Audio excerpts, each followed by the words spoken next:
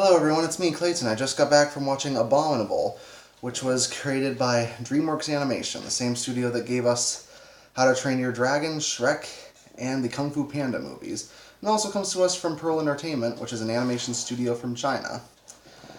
And when it comes to a film of this type, it certainly doesn't try anything new as far as the story it goes for, but what it does give us is a fun family adventure that I definitely think kids will absolutely adore. But let's get to the story, shall we? The story is that a Yeti is brought over to Shanghai when he escapes from this explorer named Burnish. While he and his employees try to find the Yeti, he ends up on the apartment rooftop of a girl named Yi, played by Chloe Bennett.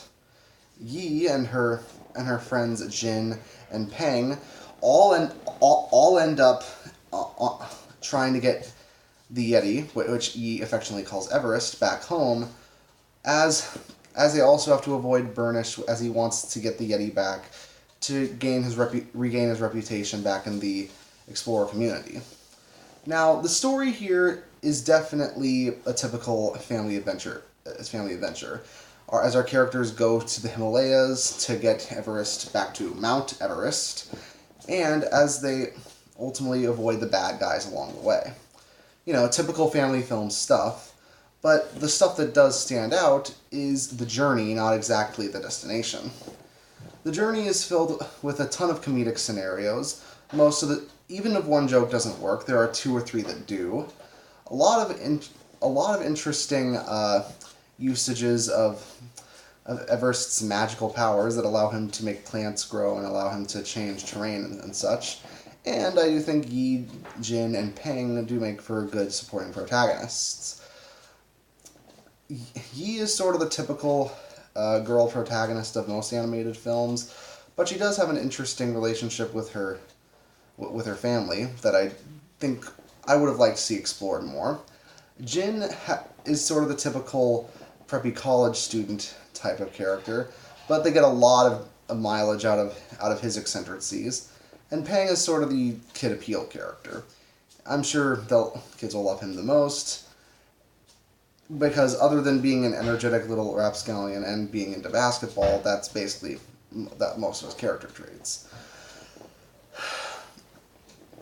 There are a few twists later on in the film, and I did enjoy a certain reveal that our main antagonist has. I won't reveal who it is, per se, but I do think that while the initial reveal of who the real antagonist is pretty interesting, the character who eventually becomes the antagonist becomes very one note after it's revealed, which felt pretty disappointing to me.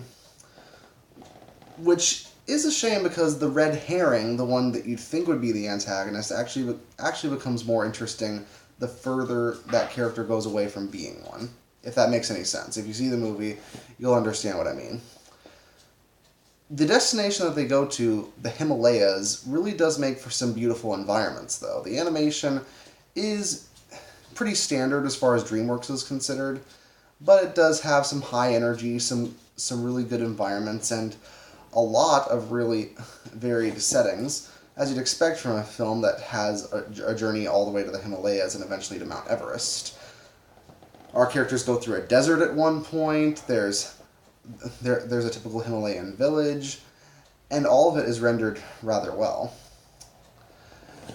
It's true that the film does recycle a lot of animated film cliches, and even some of DreamWorks' own cliches, to the point where Everest's lack of speech and his sounds do make him seem more like Toothless from the How to Train Your Dragon films, rather than a character that's unique in his own way.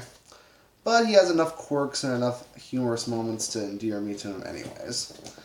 So, Abominable while it's not original by any means, its sharp sense of humor, good pacing, and several likable characters do make for a fun ride. I give Abominable a 7.5 out of 10. See you next time.